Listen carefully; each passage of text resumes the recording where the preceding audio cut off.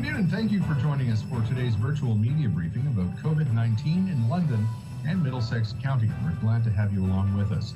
Also happy to be joined this afternoon by the Mayor of London, Ed Holder, and the Medical Officer of Health at the Middlesex-London Health Unit, Dr. Mackie. Glad to have the media along as well. We welcome you and invite you to ask your questions of Mayor Holder and Dr. Mackie. If you're new to our briefings, just click on the question mark inside the text bubble here on Microsoft Teams. And when you do, if you can indicate your name as well as your media outlet and who your question is for. And finally, to those who are joining us on Rogers Television this afternoon, as well as the Rogers Facebook page and YouTube channel, listeners on Global News Radio 980 CFPL, and those who are watching on the CTV London website, we welcome you as well. Let's get to our opening remarks, and we'll start with Mayor Ed Holder. Mayor Holder. Well, thanks very much, Dan, and good afternoon, everyone. I know many of you, in fact, thousands of you enjoyed this past long weekend, and I'm very pleased to report that it was done in a safe and orderly manner. In fact, the city's bylaw enforcement staff were at work in force this weekend, given the large number of activities and outdoor events. Staff conducted proactive enforcement at Ribfest, the Western Fair District, Gibraltar Market, Covent Garden Market, and the Western Fair Market. And I'm delighted that all people and businesses were found to be compliant and no charges were laid. And I sincerely appreciate that on behalf of City Council and all of our city.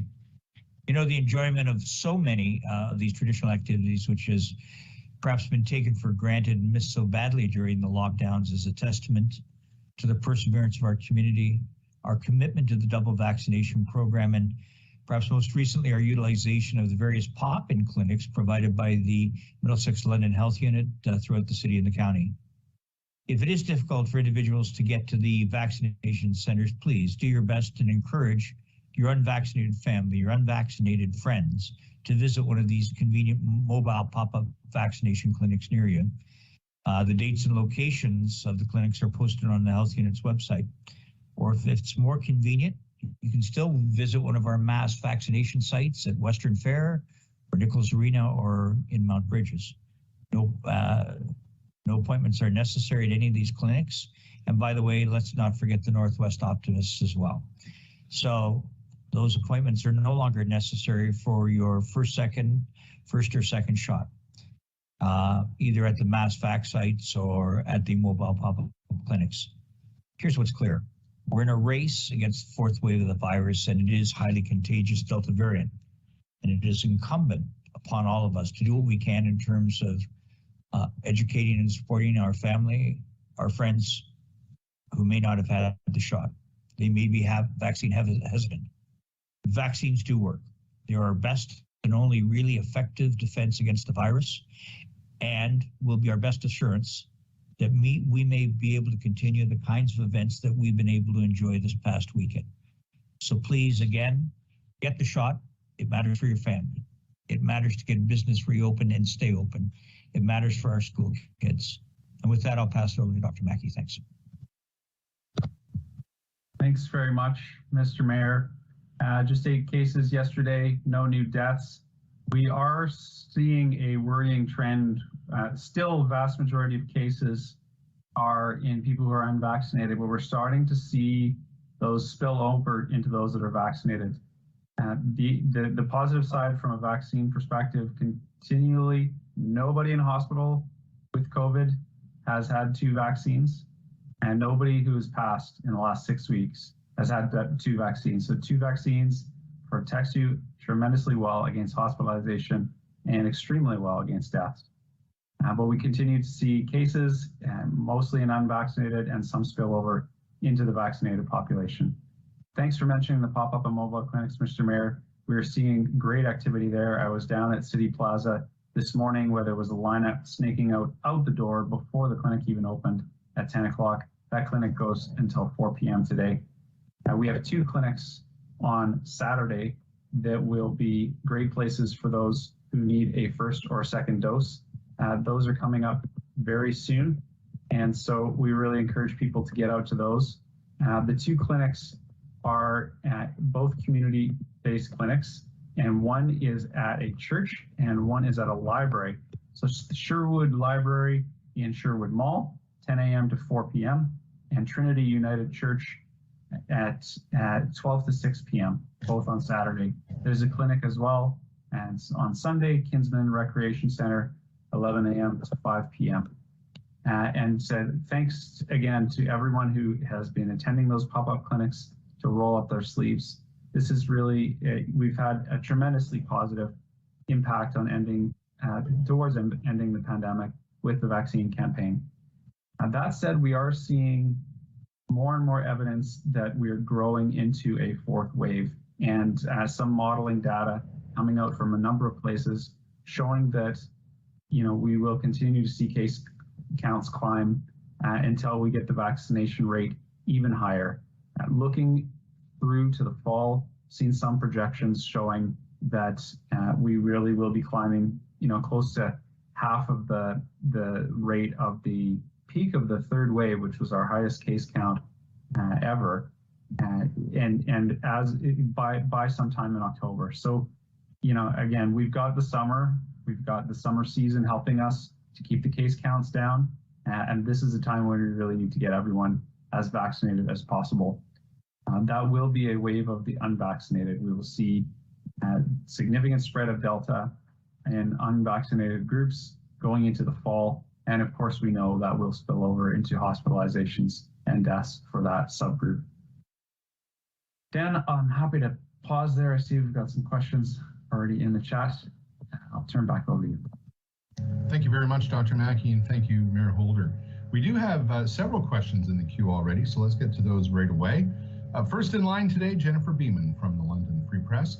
Dr. Mackie, the health unit was trying to work through 20,000 plus thawed Moderna doses before August 12th. Is the health unit on track to meet this deadline? If not, can it send the doses to other places where they might be used faster? Yes, so thanks for the question, Jennifer. We've moved a little over 5,000 of those doses. With a week left, it's clear that we won't be able to move them all by August 12th. And the question of can they be moved elsewhere is one we've certainly looked into closely. We've reached out to health units in neighboring regions and across the province, and it looks like everybody's in the same boat with more Moderna that is thawed than they need. And we haven't had any takers at this point in terms of partnering with health units in the area. We've reached out to partners in the community who may need vaccinations for their staff or others, and they certainly will be encouraging. So we're hoping that we continue to see people coming to help move that Moderna. The international movement is limited by the fact that these doses are already thawed. So it's much more stable to transport internationally when you've got a frozen product. Remember, these are the products that, Moderna needs to be stored at minus 20 degrees, which is, a significant logistical hurdle. And once it is thawed, the stability of the vaccine is totally adequate for moving, short distances within a health unit, but not for moving over longer distances. So we don't see opportunities to move the product across the country or internationally at this point. Thank you very much, Dr. Mackie. And Jennifer does have a follow-up question. Dr. Mackie, now that the mass vaccination centers are giving people a choice of vaccine brand when possible, is the health unit seeing a preference for either Pfizer or Moderna among clinic attendees? Yeah, certainly encouraging everyone who attends those clinics to use Moderna, and many people taking us up on that encouragement.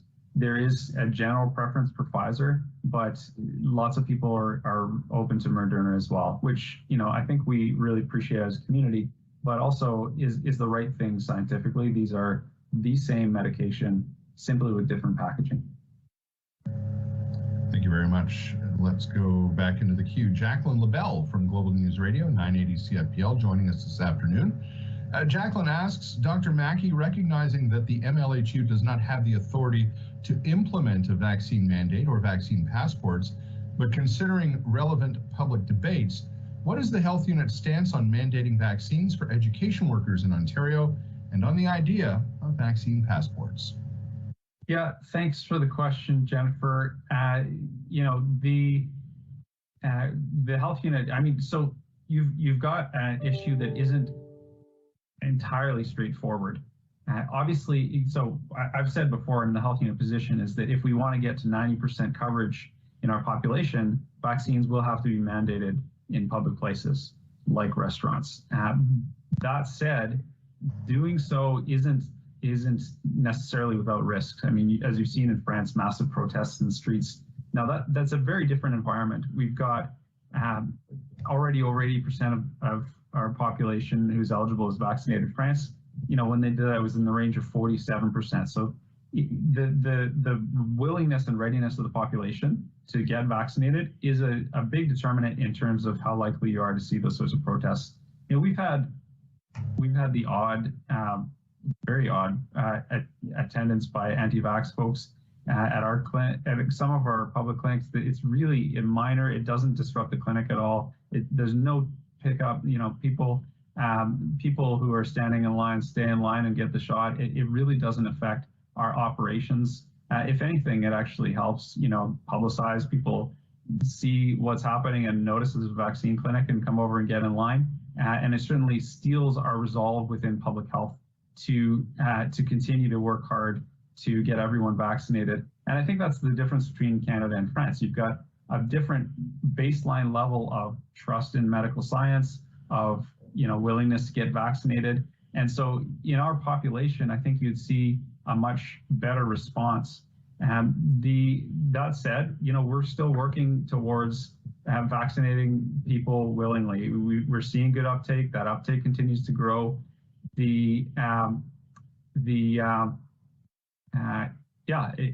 Whether we get to a place of a mandate or not really depends on how significant the fourth wave is, and if we're able to get the vaccination rate up among the willing in the meantime. Thank you very much, Dr. Mackie. Let's go to another question from Jacqueline LaBelle at Global News Radio 980 CFPL.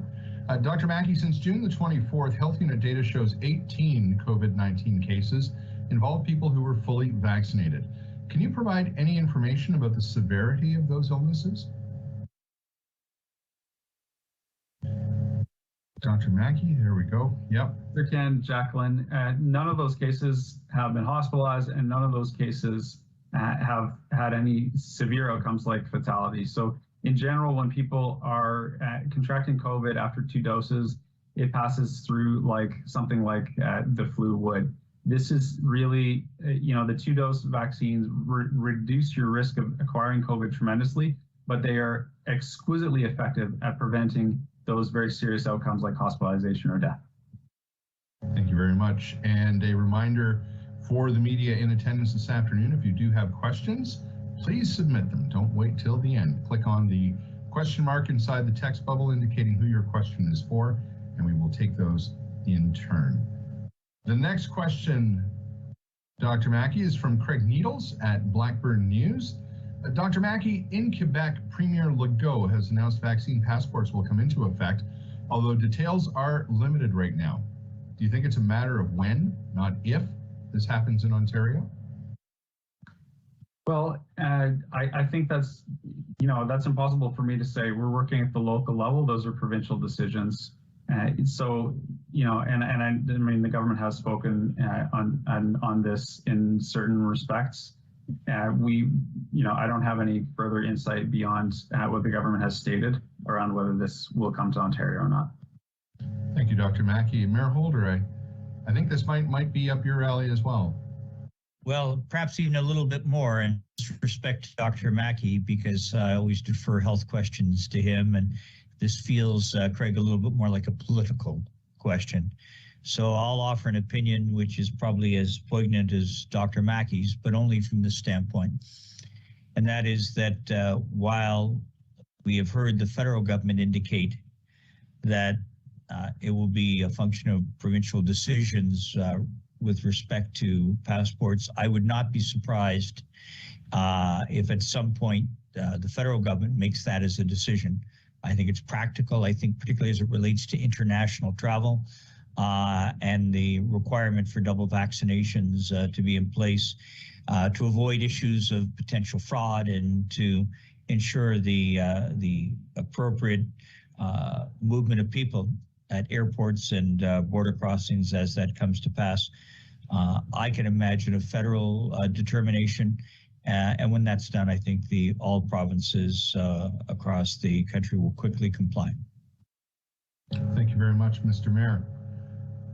Back to the questions. Jennifer Beeman is back from the London Free Press, and I think, Dr. Mackie, this is a follow-up on the question we had from Jacqueline LaBelle about the vaccinated folks who became cases. Jennifer asked Dr. Mackie, how concerned are you about breakthrough cases, or how clinically significant are they, since vaccination really does cut the risk of severe outcomes? Yeah, I appreciate the question, and I'm going to try and answer that, Jennifer, at two levels. There's the individual level, and then there's the population health level. At the population health level, what we're trying to do is, the health unit's role is not to prevent absolutely every single case. The health unit's role is to try and contribute to ending the pandemic, and that's a goal that if we can prevent 99.9% of infections, we're achieving that. That still leaves that 1 in 1,000 infections out there. And that's where at the individual level, the calculation is quite different. So again, at the population level, we know vaccination prevents infection, very much prevents the severe outcomes for that individual. There's still a chance that that individual has a severe outcome, and there is a chance that they pass the infection on to somebody else who has a severe outcome. And that's where, at the individual level, it really does make a difference. So while as a public health practitioner, I'd be pretty happy if we're preventing 99.9% of infections. As a father or as a son, I am not willing to put my children at a risk of 1 in 1,000 of dying of COVID or contracting COVID and passing it on to their grandparents who are at higher risk of death. And so, as an individual, even though I'm fully vaxxed, I'm still wearing masks, and I expect others to as well, to protect me and to protect themselves. So there are kind of two aspects, and I hope that answers your question, Jennifer.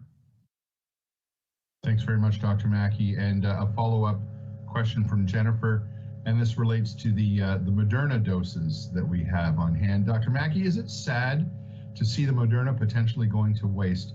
Why was so much of a surplus thawed in the first place? Yeah, sure thing. And we've kind of talked through some of this before, but essentially we had processes in place that allowed us to vaccinate 50,000 people a week. That was about, 3 weeks ago, really.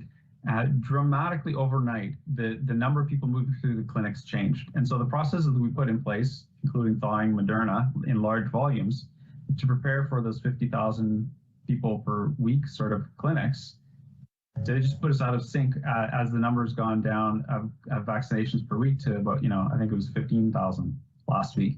So where we pulled, we had 20,000 doses on hand 3 weeks ago. That would have moved very easily through the mass clinics when they were operating at their maximums.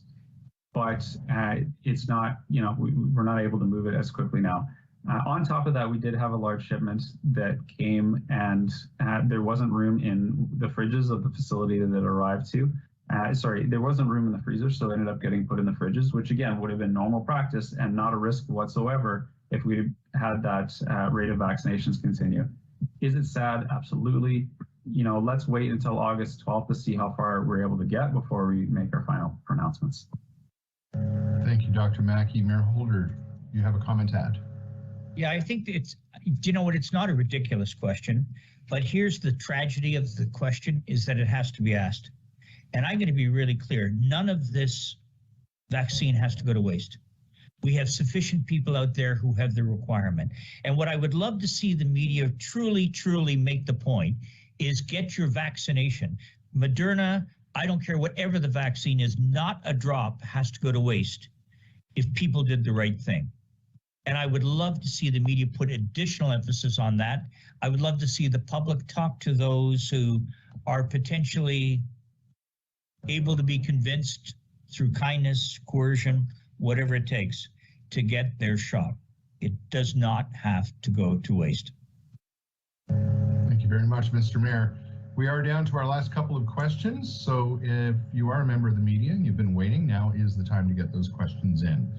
Another question from Jennifer Beeman. Mayor Holder, this one is for you. After all of the outbreaks and case spikes linked to London's post-secondary scene this past school year, would you be in favor of a mandatory vaccine mandate on campus this fall? Well, thanks, Jennifer. I appreciate the question. It's an important one because we do know the challenges that we had amongst certain residences and the like. And you know that post-secondary institutions, specifically Western and Fanshawe, have said that if anyone wishes to be in residence at these post-secondary institutions, they must be double vaccinated. That's their internal requirement. But it is, I'll point out, their internal requirement.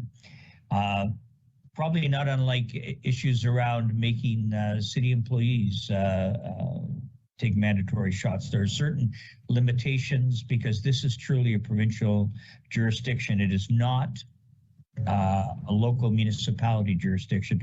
Further to that, what the other issue that you have is you have then unions involved, and some indicate they'd like to see it mandatory, others would like to see it optional, but it really comes down to where it has to lie, and that's at the feet of provincial legislation to make it mandatory. It is not within our mandate to do so.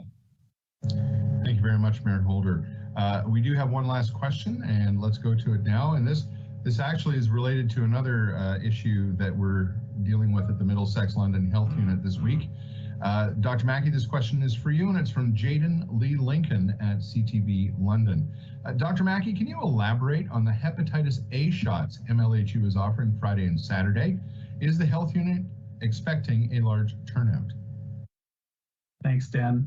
You know, we have numbers from the Canadian Food Inspection Agency in terms of how many of those products were sold over the period of interest.